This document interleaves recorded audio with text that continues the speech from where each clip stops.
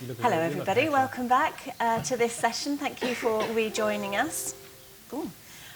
This session, you can see, is a little bit different to our other sessions in that we have invited a panel of approved training organisation leaders to answer your questions. We've had a lot of questions through today, so I want to try and get through as many as we can for you in this session. But all of the questions that have been put forward today, we will answer them through our newsletters later as well. And they've come up in various different other talks and things. So if you didn't see some of the talks that have gone on earlier today, please do watch them back online, which you will be sent a link in a few days' time once they've been uploaded, so you can watch everything back online. So at some point, all the questions that are put forward will be answered, either through the talks, through the panels, or through our newsletters post-event. But please get involved as well. So if we see a really exciting, interesting, unique question crop up during the session today, we'll make sure we ask it. So if you've not already done it, follow the QR code or go to slido.com and enter the participant code you can see there, 1975461.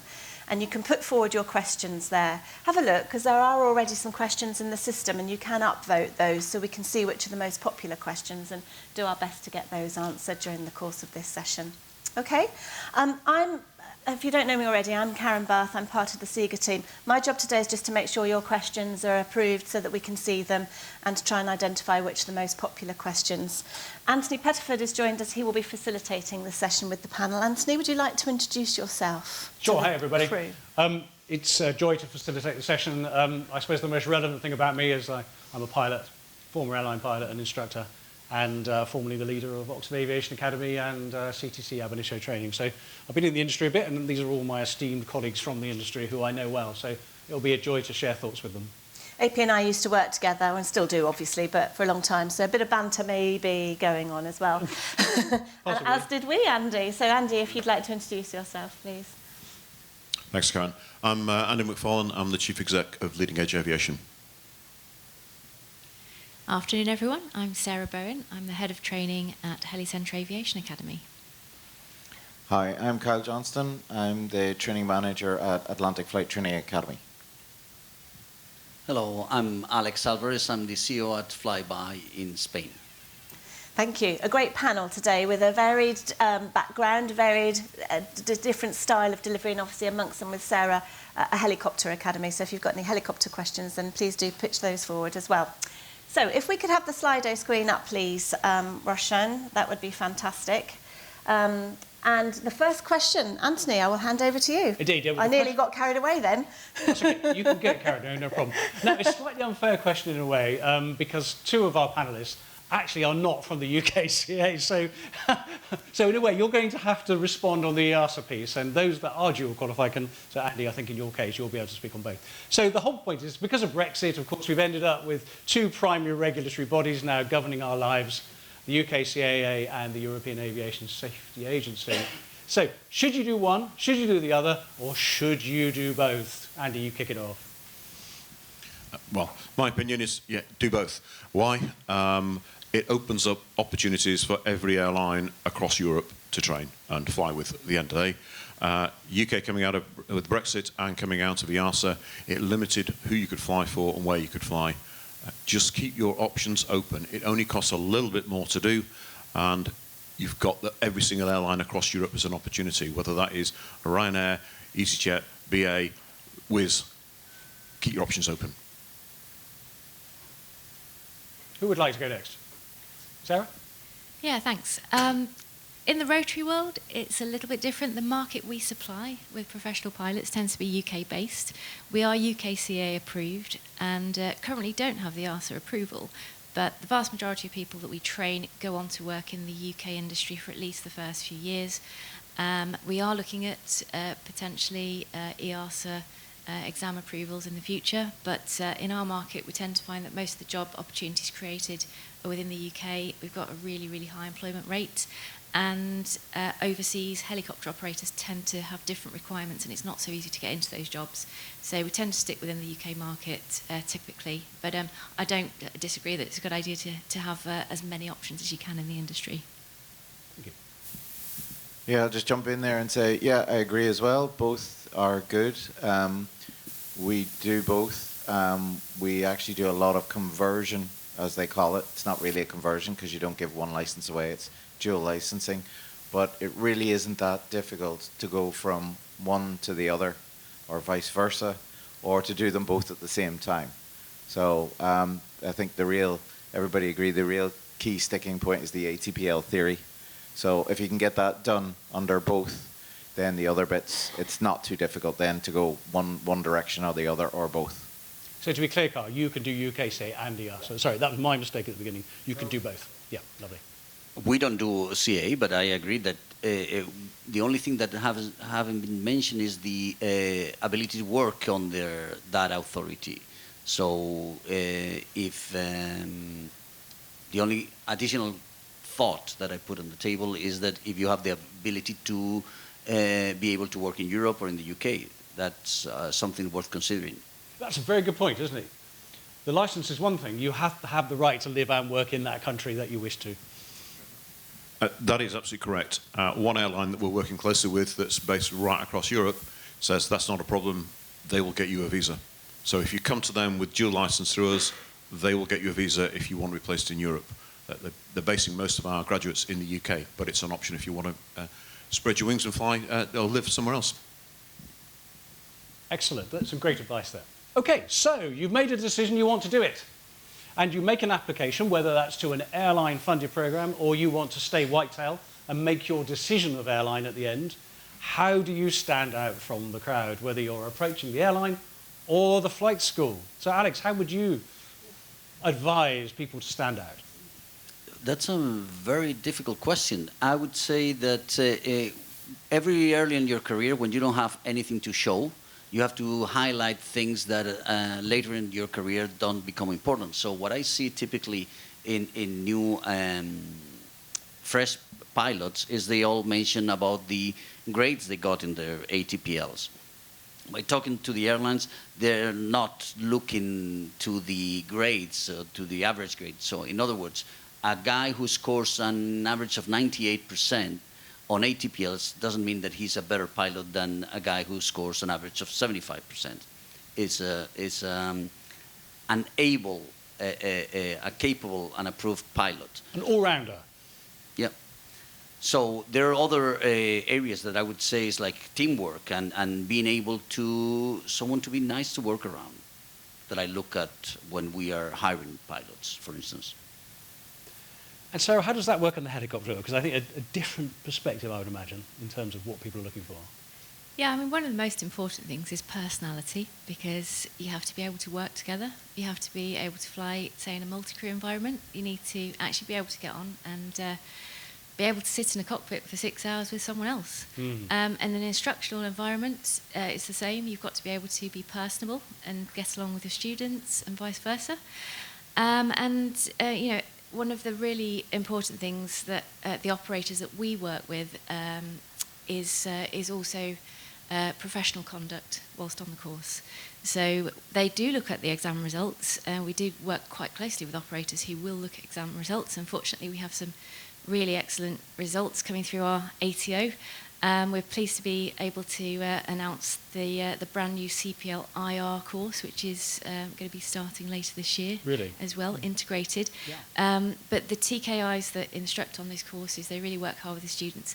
So we're just looking for professionalism, teamwork, and good personalities, really, so that the end employer is impressed across the board, taking a holistic view. Okay, so an holistic view again from the helicopter perspective. Andy, what would be your perspective? I agree that bit about you've got to sit next to someone for 6, 8, 10 hours, whatever. It's really important, and it's difficult to judge. One thing we look at very closely are the 9 competencies, the EASA and UK ones. So there are 9 competencies that are judged. Most airlines have between 8 and 11. They're all based around the same thing, 2 of which are flying an aeroplane. The rest are all your soft skills. So think about that communication, think about teamwork and everything else, and work on those bits to get you to stand out if you're going for an airline placement right at the beginning, pre-training, or going into an ATO. Those are the bits that make you stand out, the polished extra. Thanks, Andy. Now, Carl, I'm going to put you slightly on the spot. You have a very, very significant airline customer who actually looks at things slightly different in the world, don't they? Would you mind perhaps amplifying on that? Yeah, they're a low-cost carrier that have an awful lot of pilots, very good safety record. What are they looking for? Number one, you've got to be passionate about flying. You really got to, no matter what's put in your way, be it the ATPL theory, be it a flight test or anything like that, you've got to show passion for the job, passion for the industry, passion just in getting into the aircraft itself. So that's one of the keys. And, a lot of the time, on top of the other soft skills that we're talking about, most, of the candidates will be very, very successful in that. Just one additional thing on top of that, if you're looking to move your career on quite often, and I don't think it's an issue currently, but sometimes a third level education can be useful to get a degree. Some of the airlines in the Middle East in the past, if you wanted to fly from them, you had to have a third level education just to be even get your CV in through the door. So that might be a consideration. You may not have to do it straight after coming out of school or whatever, but you may have to think of it down the road a bit, maybe to further yourself up the career path within an airline as well. Splendid, thank you. Now I'm going to let you stay with the mic and we'll carry on with you. Okay. The next question that comes in is, okay, you've got in the door, the airline or the flight school has accepted you, but en route there are some challenges. Okay, what do students find most difficult when they're training to be a pilot? Mental maths. Mental maths is what a lot of our students really struggle with. We see this at the beginning. We see it even during ATPL theory and things like that. There has an additional sort of 10th subject has been created, which is called KSA 100. And that looks at a lot of these, well, it stands for knowledge, skills, and attitude. If you're looking at one of the knowledge and skill areas is mental mathematics. So time, distance, speed, calculations, those types of things. People ask why. Well, you've only got to look in through the cockpit door. It's full of numbers. And the other thing is computers are brilliant when they work or when you put the correct information in. But if you don't put the correct information in, you don't get the correct information coming out the other end. So what you should be doing is continually doing a gross error check. So, and that gross error check will involve usually some form of mental maths. Thank you. And Alex, passing to you, because one other subject, English. Is that a factor? That's a very good question. To be honest, we check the level of English before they join us. So it is true that it could be a factor for non-native English speakers like myself. But I'm not going to say that that's the main difficulty. Okay. The main difficulty as a whole are the ATPLs. And as a concept, we could discuss for hours if the subjects make you a better pilot. In other words, if, repeating myself, if a 100% average ATPL passer is a better pilot than a 75, and the answer to that, I think it's not. They're not related. And the other thing is that if we ask all the British Airways captains or the Ryanair captains to pass an ATPL exams today, will they pass? No comment. Thanks, Alex. That's great. Sarah? I think some of the soft skills are quite difficult to develop. Again, goes back to personalities. And then there's also decision-making and captaincy in the aircraft, which people do find challenging. That has to be nurtured through training. So apart from the academics, so some people breeze through those, some people find them more challenging. But what we're really looking for is to develop people's ability to make good decisions. Thank you. Andy? I think on top of the others, and I agree with what they're saying, a lack of resilience. Work on your resilience. This is a tough profession to go into. It is the most examined profession in the world. Get used to it and work on what your coping mechanisms are to cope with the stress that's associated with, whether it's your ATPLs, it's your CPL, probably the hardest check ride you're going to do, and then all of the check rides you're going to do throughout your career. So build that resilience in whatever way you can. So whether that's mindfulness or whatever, it's down to you as an individual, but make sure you are strong in yourself. Great advice, Andy. Thank you. And I would just like to add one piece, and it connects to what Andy just said. Do not assess your own performance. You are not qualified to assess your own performance. These guys are the experts. Let them assess your performance. I've seen so many people go off and do a post-mortem on a flight test or something. Don't do it. Let the experts decide. They know whether you're right or ready. So, next bit. Yeah, so pre-flying, I think that the sort of collection here is people say, should we do a PPL? Should we be in the Air Cadets? Should we go to the University Air Squadron? Should we do some gliding? Is having pre-flying experience really helpful in preparing you, one, to make this decision and to succeed in training? So, Andy, you finished, so we'll start off with you. I would say do at least one lesson. Yeah. To know you want to do it. Many years ago at another flight school where I was at, I sat in front of the new intake of 24 people. 20 of them had never sat in the cockpit and flown. I was gobsmacked.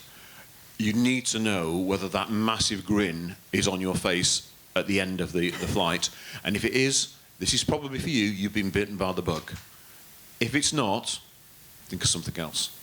So, do we say go and get hundreds of hours of training? Absolutely not. You don't need to. That's the whole point of the training, that we can take you from 0 hours all the way through to your full HPLs with your instrument rating. So, yeah, if you've got time, especially cadets or a bit of gliding or whatever, that's other things that the airlines are looking for, teamwork, leadership, etc., etc. But I would save your money for your actual training. Unless you go on the modular route, which is just as good, yep, absolutely spend your money then and get ready for your modular training. And just to check, Andy, on the expertise, if you've already got a PPL, you get a credit? Yeah, if you've got PPL, we will give you a credit, either route. So if you're integrated, yes, or modular. I think a lot of people don't think about it. At the end of the day, the license you get, whether you go modular or integrated, is the same. So a good quality modular student is exactly the same as a good quality integrated student in their ability to fly an aeroplane. Thank you. Sarah, in the helicopter world? Thank you. So in the helicopter world, yeah, it's exactly the same. We do want to see people with passion. We want to see people who have actually decided it's what they want to do. So a trial lesson is a brilliant way to take the controls and just make that assessment for yourself. If you haven't done it, then you don't really know whether you're actually going to like it, and it's important to actually know that before you start. Whether you do integrated or modular, we've got both approvals, so it doesn't really matter, it is the same license. If you've done loads of hours before in fixed wing, or you've done some gliding, we tend to find that helps, but it's not essential. People can start the courses, PPL or CPL courses, just with no experience at all. We actually do operate a selection process, which includes flying. So everybody that starts a course has actually flown, which we find really helps, and it allows some feedback, because there's obviously some people that are quite natural, other people will find it more difficult.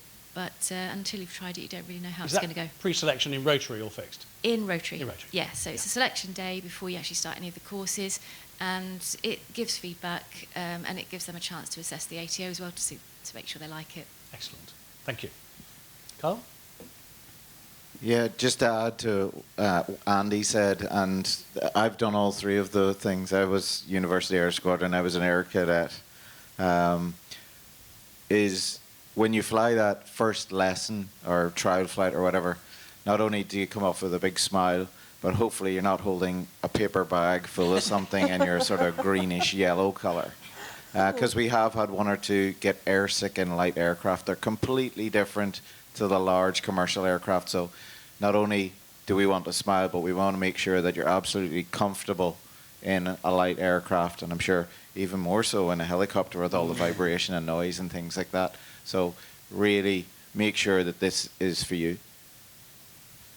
Following on that, one very good friend who's an airline captain for 20 years, he spent the first 70 hours with filling those bags. So, no, the other thing that I wanted to mention is I don't think there's a set rule for all training is good. We're training pilots for the airlines. So when sometimes we have PPL holders that are absolutely a step ahead because of the training that they got, but sometimes they got a very relaxed environment of the PPLs, and they are not geared towards airline pilot training. So sometimes it's not, you cannot say that all training adds value in that sense. So Any negative value you find from it? yeah, Yeah. detrimental. Yeah. Okay. So sometimes they, you know, what you just said, we don't want mavericks, do we? We want people that are willing to learn and accept, and you mentioned resilience and all those soft skills. And during the training, it's also very important. So you don't want someone that says, oh, I know it all, you know, you don't know anything type of attitude. Very good. Thank you so much. And talking about sick bags, I own a super decathlon, and I think every person who's ever flown with me ends up with a sick bag. And I don't know if that's testament to my flying or the resilience of their stomach. I don't know. But moving on. Anyway, right. Yeah. A question that I often get asked. Now, from a personal experience, I did not become an airline pilot until I was 33. So despite my youthful good looks, it was that long ago. And so quite often people later on in their careers say, you know what, I fancy becoming an airline pilot. Should I do it, or will the airlines say no? What do you think, Andy? If you've been bitten by the bug of aviation, go do it. The airlines are happy that, one, legally, they can't say no to you on an age basis, up until 65 or whatever. We've got many people in the school who are changing careers, late 30s, early 40s. They've been out, they've earned their own money, they can afford it now, go do it. If you've got that passion, as we mentioned a few times, the passion, the drive, I think if you don't go and do it, you'll just regret it later on. Thanks, Andy. Now, Carl, I have a question. Sorry, I want to You go ahead, mention, yeah. add something.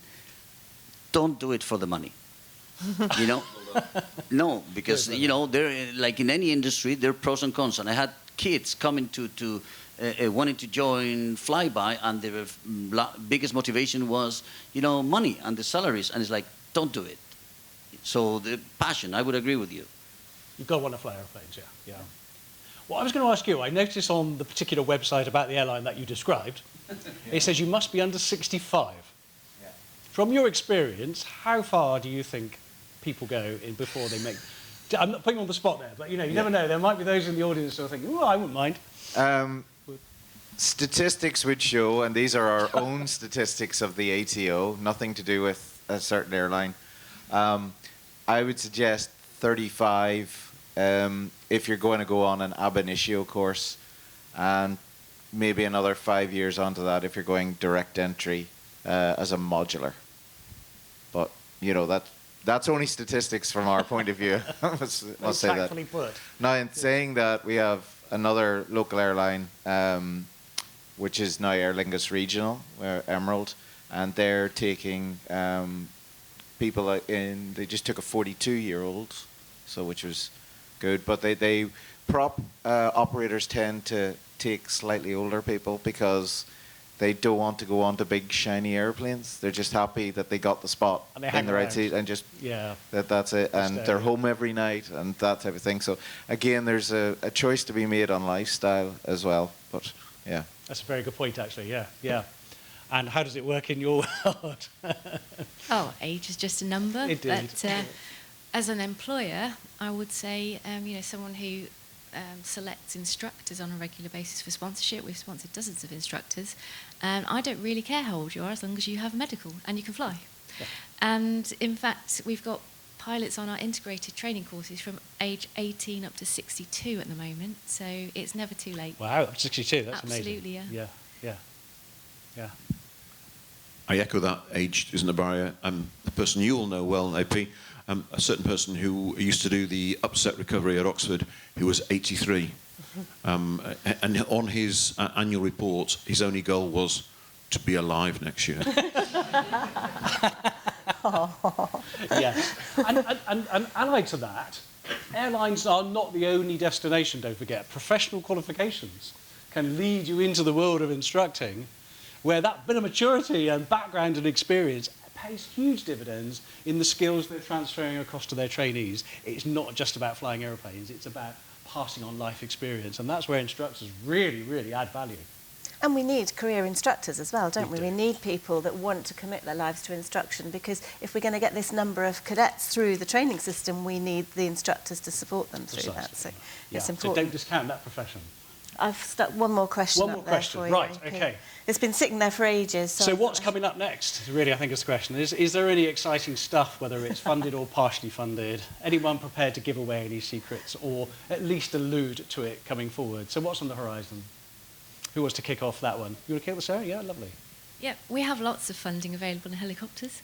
It's an industry that's quite specialist. We are constantly trying to maintain our crew supply chain. So internally, we do put a lot of funding into our instructors. We sponsored 4 last year. We've got another 2 going through at the moment, and another 2 coming up in a couple of weeks' time, a few more later in the year. In terms of the wider industry, we don't see as many operators sponsoring, but we do have a partnership with Bristow Helicopters, and they are very good at running cadet selection ab initio to IR.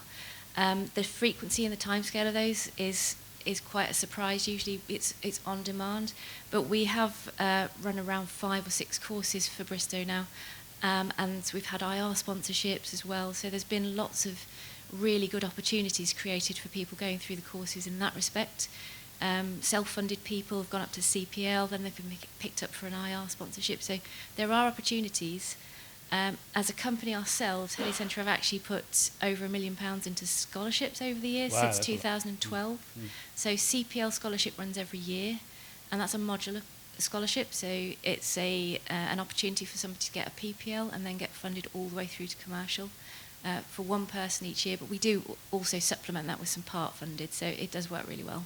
So growing in terms of opportunity. It's growing because we need more pilots, we need more instructors in the industry, and we did start it to raise awareness because there was a lack of awareness about rotary careers. You can just see, obviously, the sheer volume of fixed-wing cadets going through. But the helicopter industry is tiny by comparison, but similarly, there are very, very few people going through training, so we need to keep that supply going. Fantastic. That's good. Anyone else got any secrets they want to divulge? Yeah, well, we have a funding scheme for flight instructors since I took over the academy in 2015. But we have funding 16 flight instructors this year. So it's something that we have also been doing for a number of years. I believe the question was referring more to the airline. Well, both really, money's money. Yeah. But and I see that things will be improving, and that's what I think with their movements. How soon, how percentage-wise, is yet to be seen. But I think there's movement because the lack of pilots, it's there in front of us. Yeah, so growing from your point of view as well. Yeah, Andy, I'm sure you. Yeah, absolutely. So last year we took on 6 new cadets into the program, which we are fully funding all the way through to be flight instructors and will come and work for us, the bonded. We also, on top of that, took 4 more people who had done their ATPLs, and then we funded their FI training. You say about airlines, without giving anything away, there's going to be lots more tagging, and I honestly believe within the next few years they're going to have to be a lot more either part-funded or fully funded training, because just look at the numbers of airlines, the aircraft out there. If you go and do the Boeing study or the Airbus study, they're out there, they do 20-year predictions of how many aircraft they've got for sale or ordered. The airlines do not have a way of getting enough people into the right-hand seat or left-hand seat, ultimately, without ultimately funding some of it. Has to. Yeah, agreed. Which fantastically answers the question that we've had sitting up there for ages without you having to answer it. What's the likelihood? Yeah. Kyle, have you got some secrets coming ahead? Any more? We also do fund our instructors through our courses, the upgrades as well to multi-engine and instrument. And just recently, we have a program then that once they complete 700 hours or 2 years of instruction, they'll go into VistaJet, and VistaJet will pay for the type rating. So, which could be upward of, I think for the G650 is 152,000, something like that. So, wow, yeah, that's incredible. Yeah. So the corporate, that's another option to you out there, is the corporate jet industry as well. So don't rule that one out either. Excellent. Well, thank you. Thank you. Thank you so much to the panel, but thank you also to all of you for all the questions you put forward. I know we've not answered them all. We had so many, which is fabulous. I was trying to pick a random, not a random, but a sort of real kind of mix of them to make sure that we covered different sorts of thinking there. So thank you for your great answers. Thank you for your amazing facilitation, AP, as ever. Thank you for all of your contributions. The next talk this afternoon is in the London suite. It's the sponsored ATO talk with Skyborne. That's at 3 o'clock, so you can pop out this door and across underneath the elevators to get to that. And then our final talk in here this afternoon is with British Airways at 15:40. So be back in here for that one to hear all from the BAE recruitment team. Thank you again, everybody. Thank you.